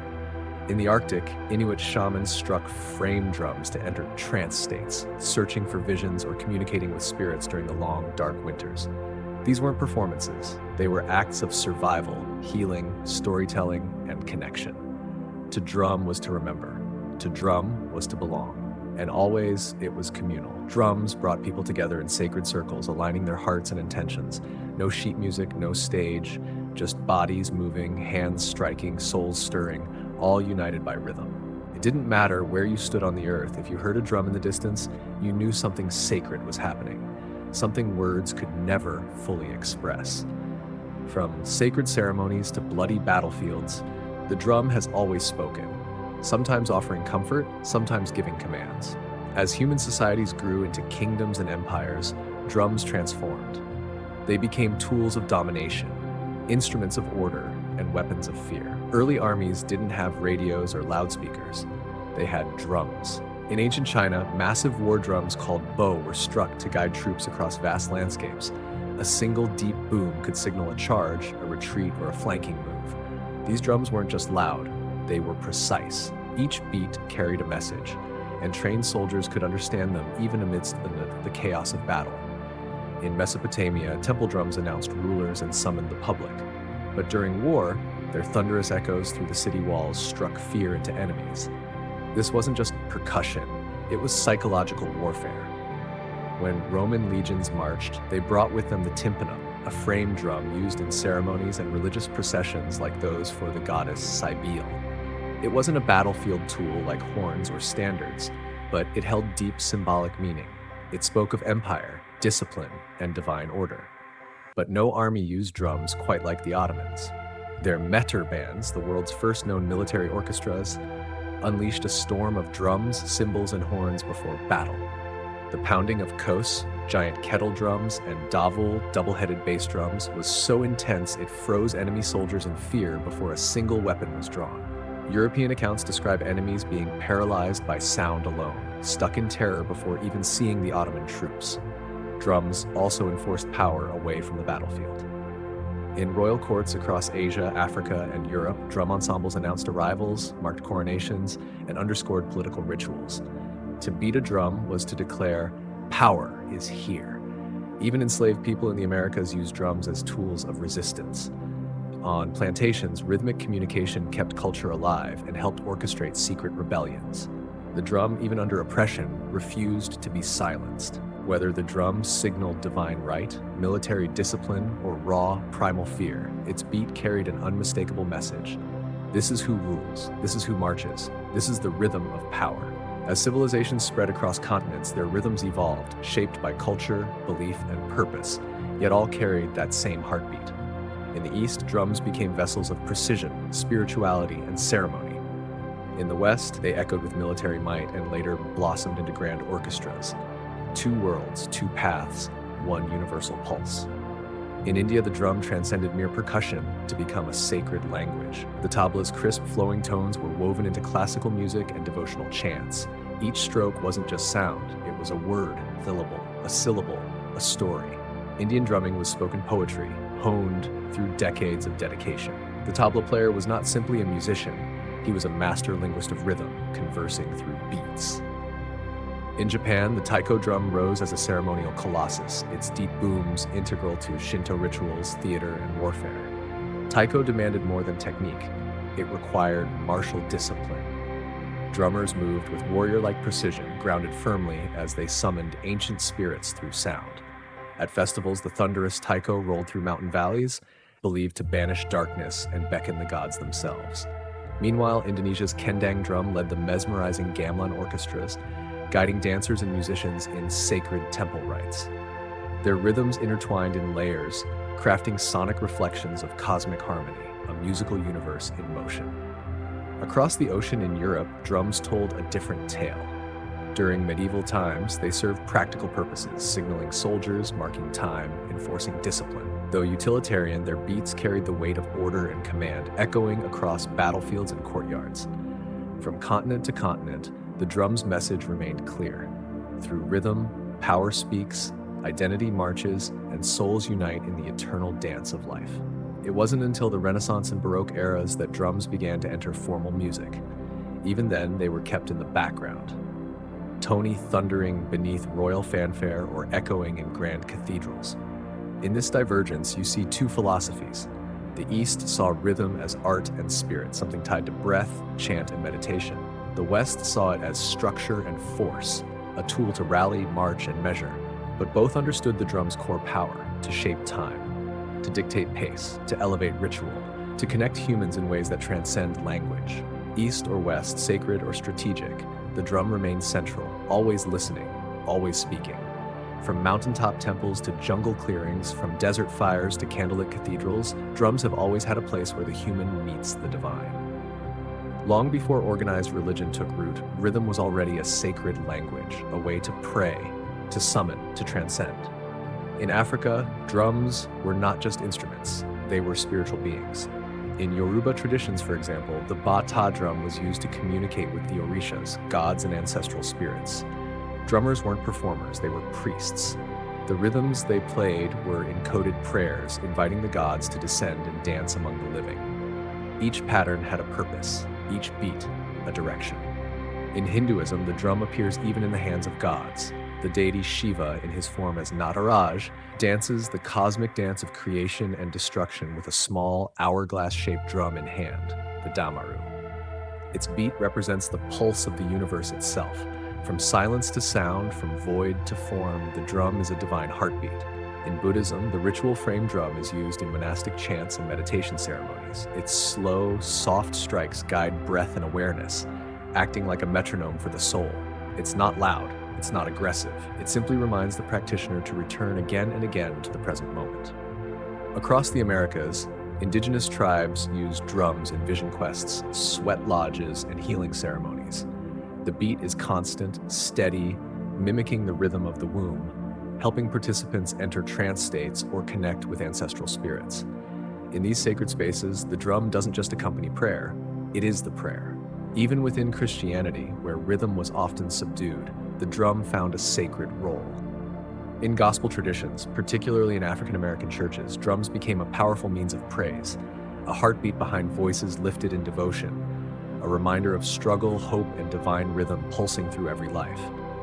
No matter the faith, the ritual, or the god invoked, the drum has always been there, not as mere decoration, but as a vessel for energy, intention, and the mysteries words cannot express, because when words fail in worship, rhythm remains, and the divine always listens. For thousands of years, drums were solitary instruments, one body, one sound, one purpose. But in the heart of the industrial age, something revolutionary happened. In factories, streets, and music halls, percussion was reimagined. By the early 20th century, multiple drums no longer scattered across stages. They united, forming something entirely new, the drum kit. It was born out of necessity. In the late 1800s, military and theater bands required several percussionists to play bass drum, snare, cymbals, and woodblocks, each handled by a different person. But space was tight and budgets tighter, so drummers began combining instruments into a single playable setup. By 1909, the first bass drum pedal was patented. A drummer could now strike a massive drum with one foot, freeing their hands to do more. The idea caught fire. Over the next few decades, drummers added hi-hats, toms, cowbells, and ride cymbals, creating a setup that could mimic an entire percussion section, all from one seat. What emerged was more than a tool. It was a drummer's throne. And then came jazz. In smoky clubs and underground dance halls of New Orleans and Chicago, the drum kit exploded into life. Jazz drummers didn't just keep time. They played the kit like a voice, with syncopation, swing, and sensitivity. Legends like Gene Krupa and Buddy Rich turned the drum set into a lead instrument. Rhythm became storytelling. As jazz evolved into rock, the drum kit grew louder, heavier, more powerful. The 1960s and 70s saw kits expand with multiple toms, splash cymbals, and double bass pedals. Drummers like John Bonham, Neil Peart, and Keith Moon pushed the limits of stamina and creativity. The drummer wasn't in the background anymore. He or she was the engine. Today, the drum kit is a global staple, from gospel churches to EDM stages, from punk garages to world tours. And even as digital kits and drum machines rise, the physicality of a live drum kit, the sticks, the skins, the sweat, remains irreplaceable. It's a symbol of modern rhythm, a fusion of centuries where tradition meets innovation, and where one drummer can speak with 10 voices at once. The world beats in thousands of dialects, and so do its drums. From continent to continent, culture to culture, the drum has taken countless forms, each carrying a distinct identity, sound, and purpose. These aren't just instruments, they're cultural signatures, crafted from local materials, shaped by local hands, and steeped in the rhythms of everyday life. In West Africa, the djembe remains the heartbeat of community gatherings. It speaks in sharp slaps and deep bass tones, designed for storytelling and spontaneous conversation. Next to it, the dundun provides the foundational pulse, a rhythmic anchor around which others can dance. In Africa, a drum ensemble isn't just music. It's a conversation between spirits, ancestors, and the living. In the Middle East, the darbuka, a goblet-shaped drum made from clay or metal, delivers crisp, fast-paced rhythms essential to belly dancing and classical Arabic music. Its voice is sharp and articulate, demanding precision from its player and movement from its listeners. Across the Caribbean and Latin America, drums tell a different story, one born from resilience and fusion. The conga, bongo, and timbales reflect the blend of African, indigenous, and Spanish influences. In Cuba, the sacred bata drums speak a divine language in Santeria rituals, each beat calling forth the presence of the orishas. In Brazil, the thunderous surdo and the shimmering cuica propel samba parades through vibrant streets, weaving joy into moments of protest, prayer, and celebration. Across India, the mridangam and tabla reign supreme in South and North Indian classical music, their rhythms so precise they blur the boundary between rhythm and melody. Every finger movement carries weight. Every stroke is a living thread in centuries-old traditions. Then there is the frame drum, one of humanity's oldest instruments. From the Persian daf to the Irish bodhran, from shamanic rituals to folk ensembles, it travels through time and culture.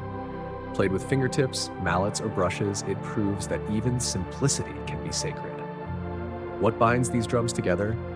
Purpose. Whether leading dance, healing the soul, marking ritual, or sparking revolution, each drum reflects the spirit of its people. Their rhythms carry stories of geography, history, and identity. The global drum family is not just diverse, it is universal. Because no matter where you go, the earth itself still echoes with rhythm. As the 20th century waned, the sound of drums began to evolve, not in rhythm, but in texture. The raw touch of sweaty palms, wooden sticks, and calloused fingertips started sharing space with circuits, pads, and software. The age of digital drums had arrived. It began in the 1970s with early drum machines, primitive devices like the Rhythmicon and Roland CR78 that used analog circuits to simulate basic beats. At first, their sounds were robotic, awkward even. But musicians sensed something more: consistency, control, and boundless creative possibility. Then came a revolution. In 1980, Roland unleashed the TR-808, a drum machine so iconic its deep booming kick and crisp snare would go on to define entire musical genres. Hip-hop, techno, electro, and trap were all born in part from its synthetic pulse. It was no longer about mimicking acoustic drums, it was about creating new sounds entirely. As digital audio progressed, so did the tools. Electronic drum kits, like the Roland V drums, allowed drummers to play naturally while triggering thousands of sampled or synthesized tones. Artists could now rehearse silently, record without microphones, and switch drum kits with the press of a button. And with computers came digital audio workstations, DAWs like Ableton, FL Studio, and Logic. Now, anyone with a laptop could build complex rhythms, layering kicks, snares, hi-hats, and sub-bass into vast sonic architectures. Finger drumming on MIDI pads became an art form of its own. Some feared this shift meant the death of traditional drumming, a replacement of human feel with cold precision. But that didn't happen. Instead, hybridity emerged. Acoustic drummers began integrating triggers and samples into their kits. Producers started layering human-played drums with machine beats. The organic and the synthetic found a groove together. Digital drums didn't erase the past, they reimagined it. And today, we live in a world where a single person in a bedroom can build rhythms once requiring entire orchestras, where ancient grooves from Africa, Asia, and the Americas can be sampled, twisted, and given new life on neon-lit dance floors. The tools have changed, but the purpose remains the same: to move bodies, to shape time, to make silence speak. Across every era, every empire, and every evolution in technology, one thing has never changed. The drum remains our oldest and most enduring voice. From ancient fire circles to modern concert halls, from sacred rituals to digital dance floors, the drum has never been just about music. It's about connection. To ourselves, to each other, to something bigger. It is the heartbeat we all share. Not metaphorically, literally. Because even before we're born, nestled in the womb, the first rhythm we ever hear is that of our mother's heart. Steady, safe, alive. And when life begins, we chase that rhythm forever. The drum has been our companion through joy and war, through worship and protest. It has marched beside kings and risen with rebels. It has echoed through temples and subway tunnels. It speaks in every language because it is a language, one that bypasses thought and speaks directly to the body, the bones, the blood. In moments of grief, we drum to mourn. In moments of ecstasy, we drum to celebrate. And in the quiet spaces in between, we drum to remember who we are. Today, percussion continues to evolve. You can find handpan street musicians weaving new age rhythms on city corners. Indigenous communities are preserving ancient drumming traditions against all odds. Stadium drummers rally crowds in unison. Children bang pots and pans with instinctive joy. Even artificial intelligence is learning rhythm, but no algorithm can replicate the human soul behind a single imperfect beat, because rhythm is not just counted, it's felt. And maybe that's why the drum has outlived empires and trends, because deep down, we all crave the anchor of time, the shared pulse that tells us we are here together now. No matter how advanced our instruments become or how virtual our experiences grow, there will always be something profoundly grounding about skin on skin, stick on hide, hand on wood, a beat, a breath, a beginning.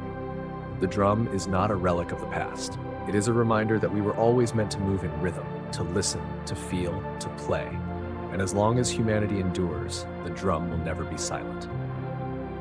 Before Manhattan became a forest of glass and steel, it was an island of shadows, not cast by towers, but by church steeples and sloping rooftops. In the early 1800s, the skyline barely existed. The city clung to the southern tip of the island, a dense sprawl of brick townhouses, timber-framed shops, and dirt-packed roads. Buildings rarely climbed beyond 5 or 6 stories, not because ambition was lacking, but because gravity had the final say. The taller the building, the more weight it carried. And with stone and brick, height came at a steep price. The walls had to be thicker at the bottom to support the upper levels, leaving less room inside and requiring enormous foundations. To build high was to build heavy, and heavy didn't make financial sense.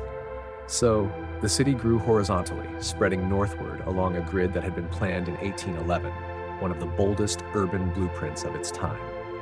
But underneath that grid, beneath the layers of cobblestone and soil, Manhattan held a secret weapon: bedrock, deep, dense, and unwavering. The granite spine that ran beneath the island would one day support some of the tallest structures in human history, but for now, it lay quiet, untouched, waiting. Life in early Manhattan was noisy but grounded. Commerce bustled in the harbor, ships lined the piers, and horses clattered through narrow streets. The economy grew, immigration surged, and the island swelled with energy. But still, the city hugged the ground. The sky remained untouched. The only real vertical statements were churches, Trinity Church being the most prominent. Its spire, completed in 1846, rose over 280 feet, and for a time it was the tallest structure in New York. But even that was more symbol than skyline. What no one knew then was that the future of the skyline wouldn't be shaped by stone or wood, but by iron, steel, and vision. And it wouldn't be limited by the ground. It would rise far above it. Manhattan wasn't yet a city of towers, but the stage was being set. The island was ready. The dream was forming, and soon the skyline would begin to stretch. For centuries, gravity was the greatest architect in Manhattan. It kept building short, cities flat, and human ambition tethered to the earth. But in the mid-19th century, 2 breakthroughs would break the skyline wide open. One lifted people, the other lifted buildings. The first came in 1852, when an inventor named Elisha Otis unveiled his revolutionary safety elevator. In a dramatic demonstration at the New York Crystal Palace, Otis stood on a platform suspended high above a crowd. He ordered the rope to be cut. The crowd gasped, but the platform didn't fall. A hidden mechanism locked the lift in place. With that single breathtaking moment, Otis changed the rules of height. Until then, the top floors of buildings were the cheapest. No one wanted to climb stairs. But once elevators became safe and practical, those upper floors became premium space, offering light, air, and status. The vertical city suddenly made economic sense. But being able to move people upward wasn't enough. Buildings still relied on load-bearing walls, which grew thicker and more cumbersome the higher they went. That's where innovation number 2 arrived: the steel skeleton. In the 1880s and 1890s, engineers began using steel frames to support the weight of buildings, allowing exterior walls to become thin curtains rather than heavy structural anchors. This method, known as steel frame construction, gave architects a new freedom: build as high as the frame could handle. Suddenly, height was no longer a risk. It was a strategy. The technology had arrived, the materials were here, and Manhattan, with its solid bedrock and booming economy, was the perfect canvas. The island's tight geography encouraged vertical thinking. Its status as a financial capital meant that everyone, from banks to newspapers, wanted their name visible in the clouds. The elevator made the sky accessible. The steel skeleton made the sky buildable. Together, they didn't just change architecture, they redefined what a city could be. Now, the race would begin, not outward, but upward. By the late 19th century, New York City was no longer content to sprawl, it wanted to soar. The ground was full, the streets were packed, and the only place left to build was up. With steel frame construction and the elevator now established, Manhattan became a proving ground, and the skyline a battlefield for ambition. The first shots were fired in the 1890s. In 1890, the New York World Building, home to Joseph Pulitzer's newspaper empire, soared 20 stories above Park Row. It claimed the title of the tallest office building in the world, if only for a brief moment. Not to be outdone, the Park Row building took over the crown in 1899, standing proud at 391 feet. Each new tower was more than just steel and stone. It was a declaration, not just of wealth, but of vision. To build higher was to shout to the world, "We are the future." Soon, the skyline began to sprout with steel giants. The Singer Building, completed in 1908, rose to 612 feet, becoming the tallest building in the world and the first structure to surpass the height of Trinity Church's spire, a record that had stood for over 50 years. But even that wouldn't last. In 1913, the Woolworth Building took the crown. Designed by architect Cass Gilbert and financed in cash by retail magnate Frank W. Woolworth, it climbed 792 feet across 55 stories, a soaring display of neo-Gothic beauty. Dubbed the Cathedral of Commerce, the Woolworth was not just tall, it was majestic, an architectural sermon heralding America's rise as a modern power. But this was more than just architectural competition. It was branding warfare. Corporations and institutions battled for the tallest, most distinctive towers, structures that would etch their names into the sky. Every new height became a headline, every silhouette a symbol. The skyscraper became the ultimate billboard, permanent, imposing, impossible to ignore. Beneath it all, the rhythm of progress beat relentlessly. Steam shovels gouged foundations into solid granite. Riveters hammered steel beams day and night. Immigrants and iron workers balanced on beams hundreds of feet above the streets, unprotected by harnesses, armed only with grit and resolve. The skyline was no longer a dream, it was real, and it was rising. As the 1920s roared through Manhattan, the skyline began to dance, not just climb. This was the era of Art Deco, a time when architecture was not only about height, but about style. The Jazz Age poured elegance into steel and stone, turning New York's buildings into icons of movement, light, and energy. The most dazzling of them all was the Chrysler Building. Completed in 1930, the Chrysler Building soared 1,046 feet into the sky, briefly claiming the title of the tallest building in the world. Commissioned by automotive titan Walter Chrysler, it was more than a testament to corporate triumph. It was a masterful symphony of design. Its stainless steel spire, crafted in secret and raised overnight, gleamed like a crown catching the sun's light. Ornamental eagles, inspired by hood ornaments, jutted boldly from the corners, standing as fierce guardians of the future. With its elegant curves, sharp chevrons, and intricate machine-age details, the Chrysler Building didn't just reach for the sky, it seduced it. But the race to touch the heavens was far from over. Just a few blocks away, another giant was climbing upward. The Empire State Building, completed in 1931 amidst the harsh grip of the Great Depression, shot up to 1,250 feet, snatching the crown from Chrysler and holding it for nearly 4 decades. Built in an astonishing 410 days, with thousands of workers braving wind, snow, and clouds of steel dust, the Empire State was more than steel and stone. It was a declaration: New York endures. While much of the nation struggled, Manhattan pushed upward with relentless ambition. Its buildings mirrored the era's contradictions: elegant yet aggressive, hopeful yet fiercely competitive. The Art Deco style embodied these tensions perfectly: geometric yet graceful, modern yet steeped in myth. These towers were never just functional structures.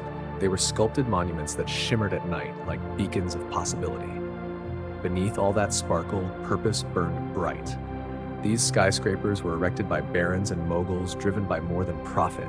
They sought legacy, a permanent mark etched into the city's silhouette and history itself. By the close of the 1930s, Manhattan's skyline had become a cathedral of ambition. It didn't whisper progress, it shouted it from every towering peak.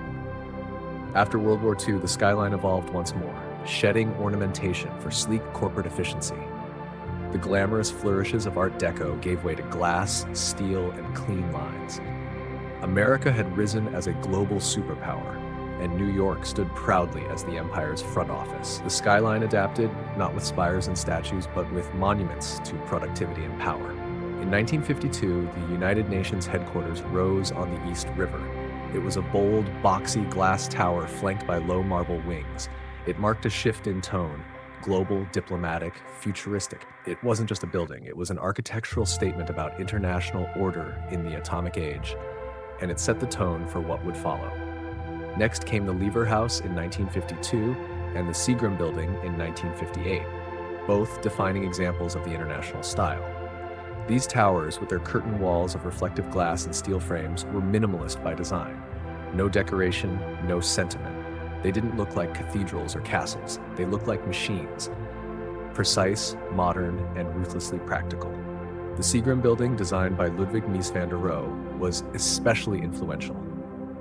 Its bronze-tinted glass, strict grid layout, and open plaza introduced a new kind of urban presence, not to impress with flourishes, but to project order, discipline, and power. This was corporate architecture at its peak, cold, beautiful, and authoritative. As business boomed, so did the skyline. Midtown became the hub for America's major corporations, banks, media companies, and law firms. These new skyscrapers didn't compete for beauty, they competed for square footage, for location, and for presence on the horizon. Gone were the soaring spires and gargoyles. In their place stood mirrored monoliths, anonymous giants that reflected not just the clouds, but the ambitions of Wall Street. And yet, in their silence and simplicity, these towers spoke volumes. They told the story of a country obsessed with growth, precision, and modernity. They defined the corporate era, shaping the look and feel of cities across the globe. But even amid all this glass and steel, one thing remained true. The skyline was still a symbol. Only now it whispered power rather than shouted beauty. By the late 1960s, New York was already a vertical masterpiece, but it still had room to dream bigger. That dream took shape at the southern tip of Manhattan, where a pair of identical towers would soon alter the skyline forever. They were bold, controversial, and unlike anything the world had ever seen. They were the Twin Towers of the World Trade Center.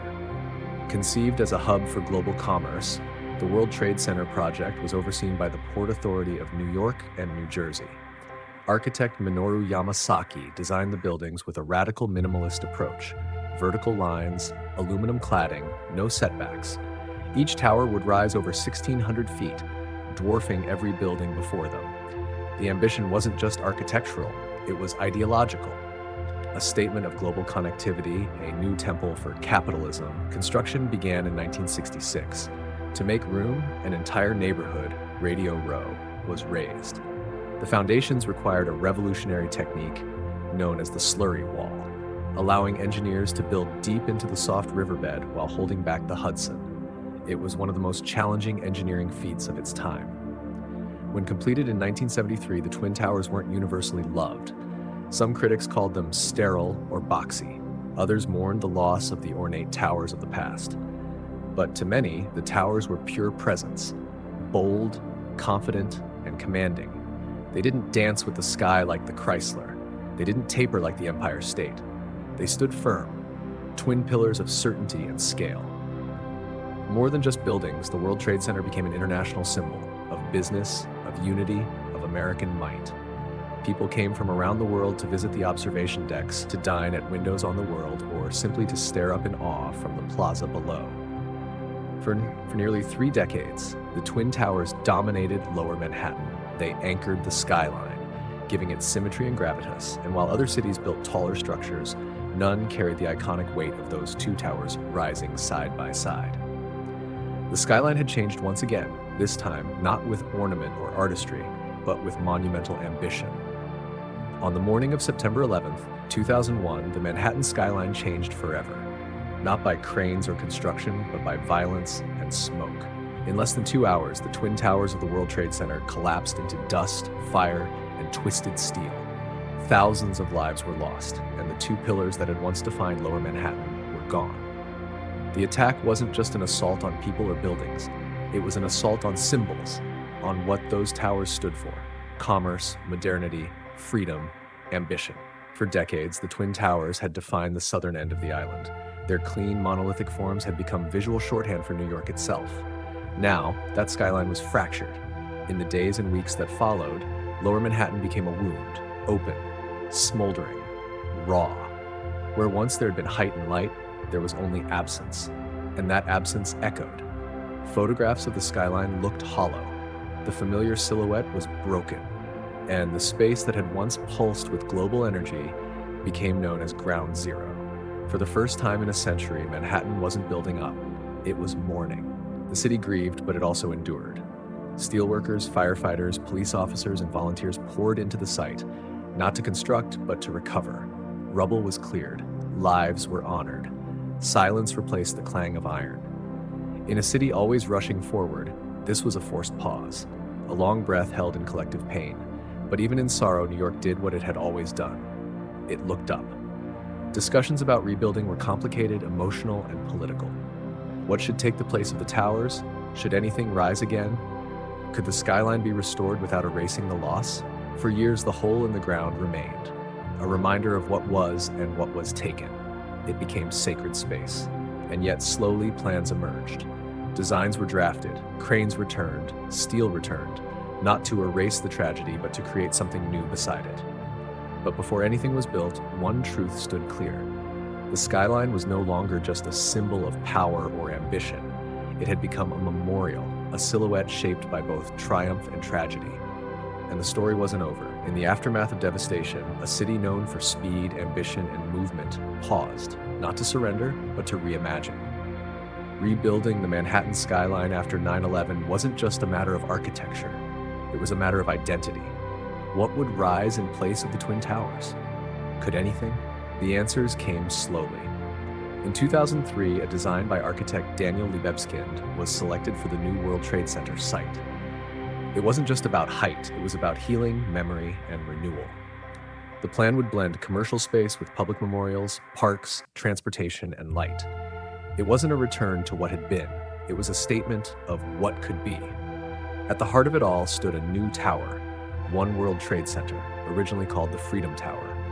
Rising from the northwest corner of Ground Zero, it would become the tallest building in the Western Hemisphere at 1,776 feet, a number chosen to echo the year of America's independence. But this wasn't just about patriotism, it was about defiance, about reaching up again, despite loss. Construction began in 2006, and in 2014, One World Trade Center opened its doors. Clad in shimmering glass and standing like a crystal obelisk, it didn't try to imitate the past. It offered something new, reflection, both literal and symbolic. The building changes with the sky, glowing, darkening, disappearing, depending on the light. It is presence without arrogance. Beside it, the 9/11 Memorial opened in 2011, two deep voids where the original towers once stood, each with a continuous waterfall and the names of the fallen etched into bronze. It's not just part of the skyline, it's part of the city's soul. The new skyline took years to take shape. Other towers rose, 3WTC, 4WTC, and 7WTC. Each one sleek, modern, and purposeful. Together they represent not just a city rebuilt, but a city transformed. New York didn't just replace what was lost, it evolved. It honored the past while building for the future. And in doing so, it reminded the world of something deeply American and deeply human. You can knock a city down, but you can't keep it from rising. Today, the Manhattan skyline is more than a collection of buildings. It is a living symbol of ambition, of resilience, of the American dream itself. No other silhouette in the world carries so much meaning. It's etched into pop culture, history, and memory. You can draw it with 5 lines and people will recognize it instantly. It tells a story of bold engineers and fearless ironworkers, of architects who imagined spires that pierced the clouds, of immigrants who crossed oceans to help build them. It speaks of risk, reward, and reinvention, the constant churn of New York itself. It has never been finished, and it never will be. The skyline is alive, always changing. In recent years, it's stretched even higher, but not in Lower Manhattan. This time, the vertical race moved uptown. Along Billionaire's Row, super slender residential towers like 432 Park Avenue, Central Park Tower, and 111 West 57th Street now rise like needles above Midtown. These skyscrapers are feats of engineering, Pencil-thin, wind-tested, and made for the ultra-wealthy. Critics call them sky-piercing expressions of inequality. Others see them as marvels of modern ambition. Meanwhile, in Hudson Yards, an entirely new neighborhood has appeared. Gleaming glass towers, public art, and corporate headquarters rising where rail yards once sprawled. The skyline now stretches farther west, evolving with the city's changing needs and ambitions. But even as it grows, the skyline holds its past tightly. The Empire State Building still glows at night. The Chrysler still gleams at sunrise. And One World Trade Center stands solemn and proud. The skyline remembers what came before, even as it reaches for what's next. More than any monument or statue, it is the skyline that defines New York, not just in form, but in meaning. It is a place where humanity dared to buildward again and again through booms, busts, wars, and wounds. A city of millions reflected in steel and glass. It doesn't just mark where the city ends, it marks where dreams begin. Because in Manhattan, the sky has never been the limit, it's just the next floor. We've journeyed together through the powerful and emotional story of the drum, from the primal heartbeat in the womb to the modern rhythms lighting up digital dance floors. Do you feel connected to this story? Has this content brought you new insights or feelings? Please share your thoughts in the comments below. If you enjoyed this video, please leave a comment and don't forget to like, share, and subscribe to our YouTube channel so you won't miss any meaningful content coming your way. Wishing you a peaceful and restful night filled with sweet dreams and the heartbeat of the drum echoing in your soul. Good night.